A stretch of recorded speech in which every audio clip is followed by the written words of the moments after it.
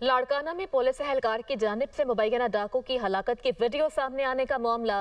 ज़राए के मुताबिक आईजी सिंध की मुकर्रर की गई कमेटी ने वाक़े की तहकीकात मुकम्मल कर ली हैं। गिरफ्तार पुलिस एहलकार और जख्मी एहलकार के बयानात भी कलमबंद कर लिए गए हैं। मज़ीद क्या तफसीलात हैं, जान लेते हैं अपने नुमाइंदे तारिक दुरानी से। तारिक, बताइएगा। आज लाड़काना में पुलिस एहलकार की जानिब से मुबैना डाकू की हलाकत की वीडियो सामने आने वाले मामले पर आईजी सिंध की जानिब से मुकर्रर की गई आला सतही कमेटी ने वाक़े की तहकीकात मुकम्मल कर ली है।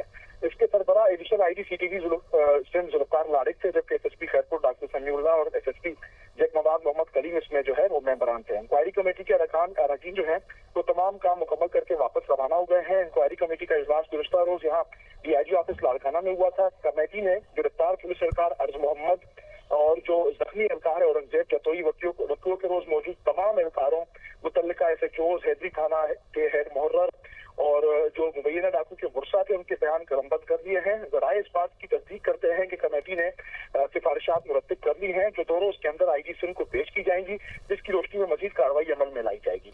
ठीक है, मजीद कार्रवाई भी अमल में लाई जाएगी। तारिक दुरानी हमें अपडेट कर रहे थे, बहुत शुक्रिया आपका।